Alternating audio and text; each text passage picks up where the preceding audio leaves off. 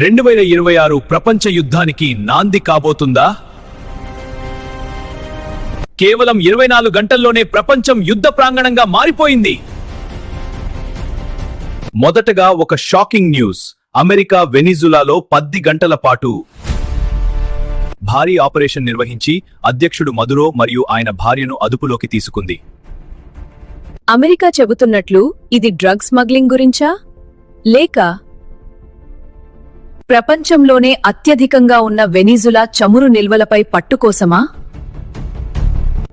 మరోవైపు తూర్పున చైనా భయంకరమైన హెచ్చరికలు జారీ చేసింది. 89 యుద్ధ విమానాలు, 22 యుద్ధ నౌకలతో తైవాన్ను చుట్టుముట్టింది.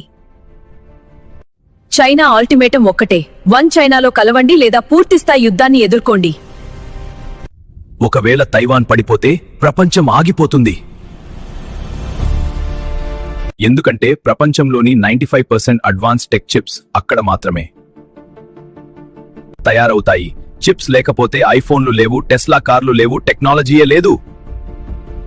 వెనిజులా చమురు నుండి తైవాన్ చిప్స్ వరకు సూపర్ పవర్స్ అన్నీ తమ పావులు కదుపుతున్నాయి. ఇది కేవలం రాజకీయం కాదు, ప్రపంచ మనుగడ కోసం జరుగుతున్న పోరాటం. ఇది 3వ ప్రపంచ యుద్ధానికి ఆరంభమా? పూర్తి వివరాల కోసం జియోపాలిటిక్స్ తెలుగు వీడియో చూడండి. లింక్ డిస్క్రిప్షన్లో ఉంది.